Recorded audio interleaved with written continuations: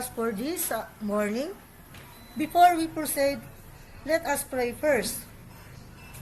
May I call Miss Juan to lead the prayer? Everyone, so let's pray first.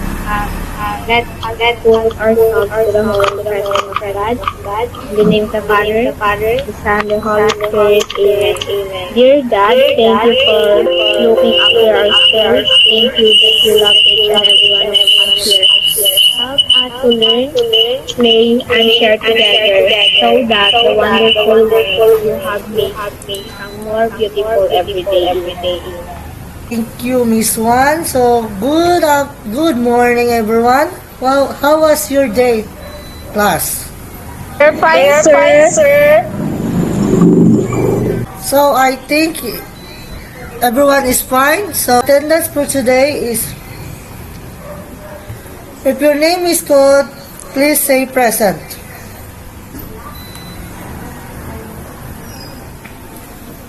Miss Juan is present. Present. Is Miss Rodriguez is present? Present, sir. How about Miss Hilot? Present, sir. Miss Laranjo is around? Yes, sir. Present. How about Miss Mansog?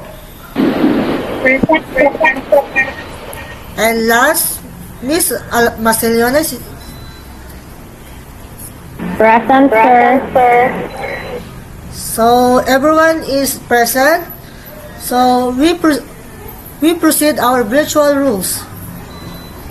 Excuse me, sir. Present for Balarote. Oh, Miss Balarote is all. I forgot. I'm so sorry.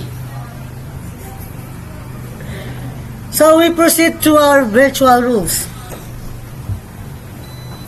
For our virtual rules, first, mute yourself except when you have the floor.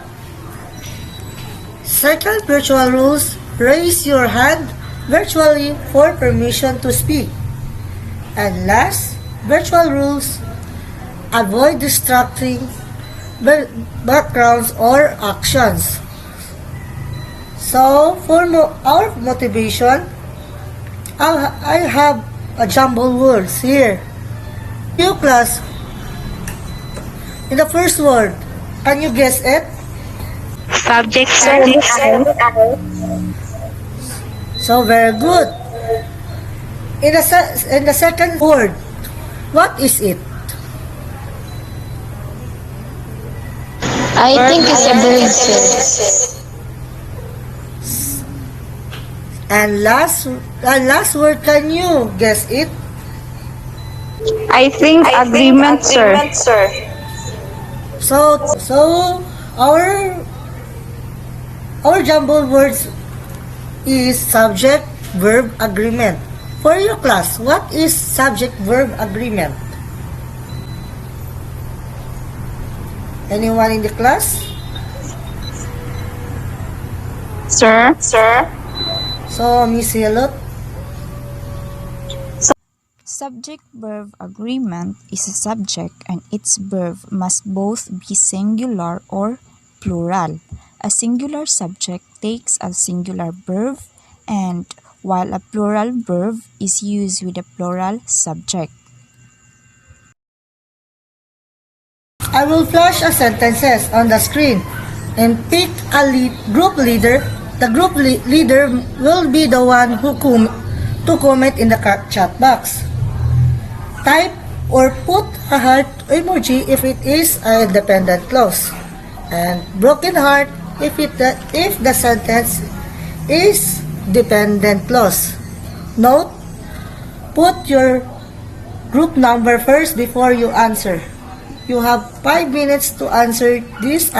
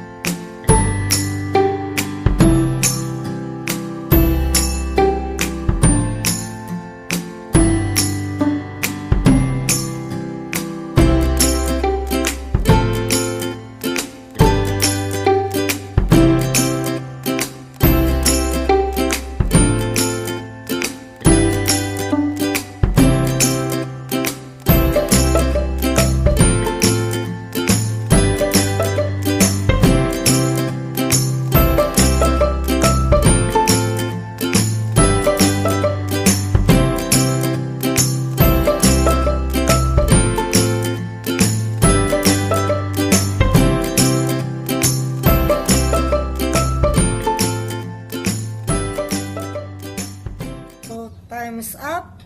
So let me check the chat box if the students answered correctly. One answered heart emoji, heart emoji, heart emoji, and heart emoji, and last is broken emoji. So they have the correct answer. For the group 2, they answer the same. I have answered correctly. So for our lesson for today is dependent and dependent clause. So for our learning objectives, read Miss Mansog our learning objectives for today. Okay, sir.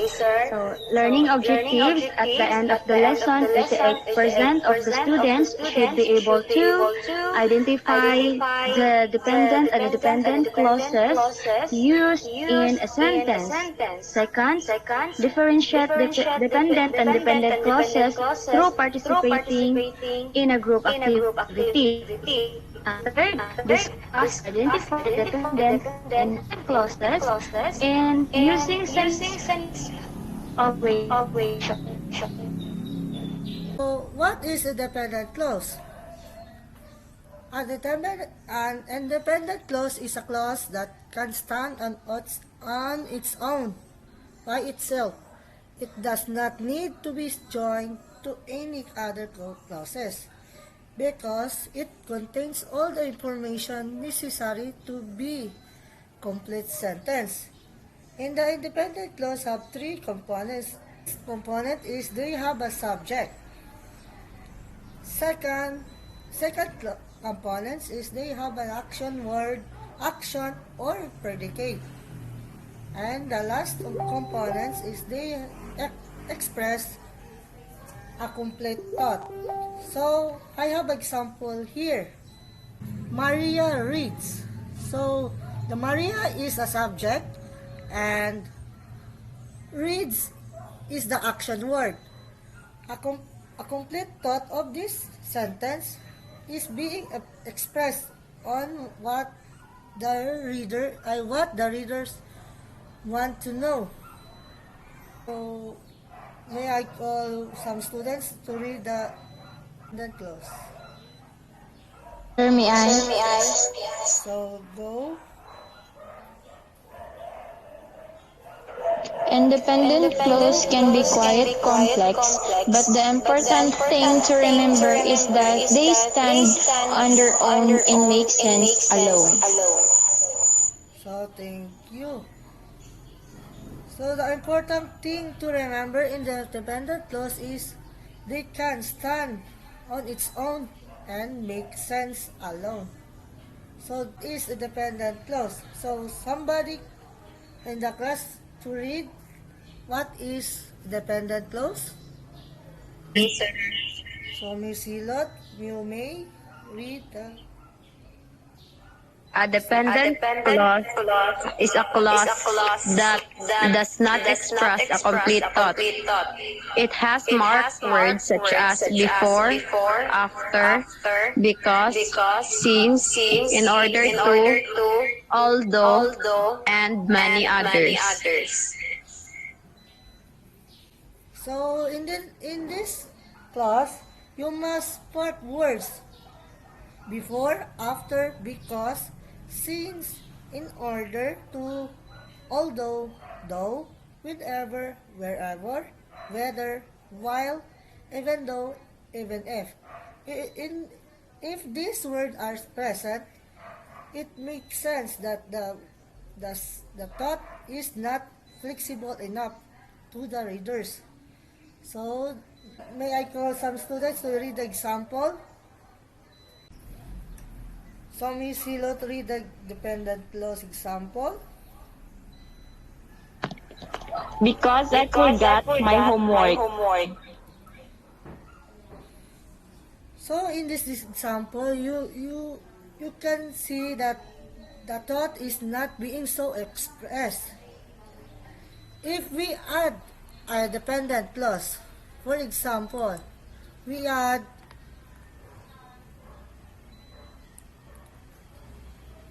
I got sent home. So, the sentence is being joined with the independent clause.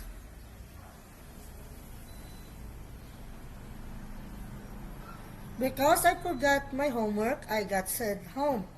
So this sentence is being expressed and it has a complete thought. Next, like independent clause, a dependent clause can also be a complex. That important thing to remember is that the dependent clause does not stand on its own as a complete thought. So, next slide. So for the next slide, I have a video presentation to explain more about dependent.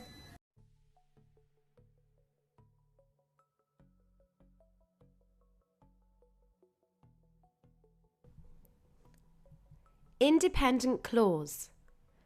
An independent clause is a group of words that contains a subject and a verb. This type of clause makes sense on its own as a sentence. For example, Jane ate pasta. The subject in this sentence is Jane, and the verb is ate. Another example is, Sam went to the park. The subject in this sentence is Sam, and the verb is went. As we can see from these examples, they make sense on their own and they convey a complete thought. Dependent clause. A dependent clause is also a group of words that contains a subject and a verb. However, a dependent clause doesn't make sense on its own as a sentence. For example, because she was hungry. As we can see from this example, there's a subject and a verb. However, the clause doesn't make sense on its own, as it doesn't convey a complete thought. Therefore, we can combine the independent clause and dependent clause, like this. Jane ate pasta because she was hungry. As we can see here, the dependent clause depends on the independent clause to make sense. Another example is, after he finished. Again, this clause doesn't make sense as it doesn't convey a complete thought. Therefore, we can combine it with an independent clause like this. Sam went to the park after he finished school. We can also identify dependent clauses by looking for a subordinating conjunction. A subordinating conjunction introduces a dependent clause. There are many types of subordinating conjunctions, such as after, although, before, because, etc.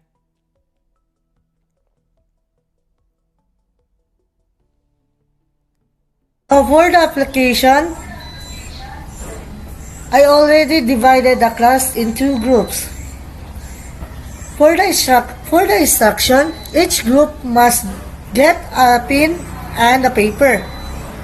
Write IC if it is a dependent clause. And write DC if it is a dependent clause. You have 5 minutes to answer on this activity. The timer starts now.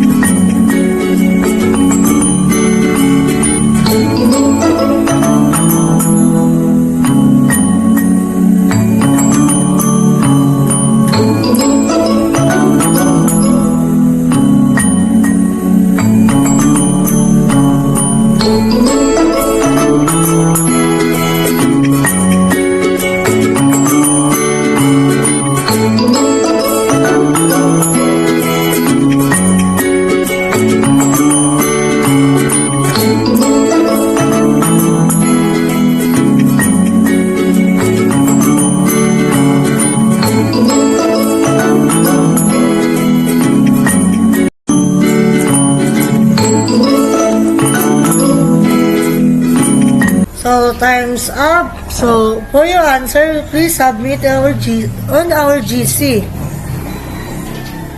So for the evaluation, make at least 5 sentences using independent and dependent clause. You must submit this on our Google Classroom.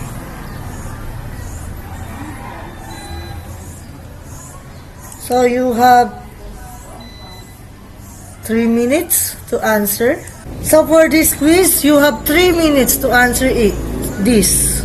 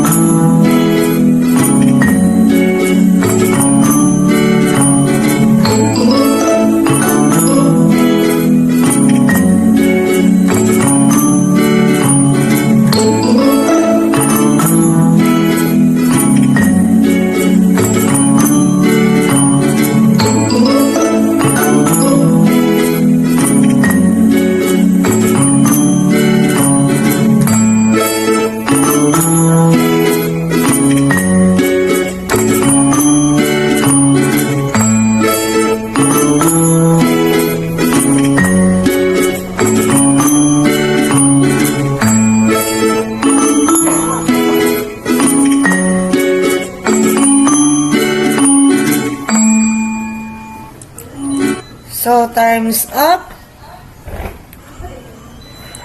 So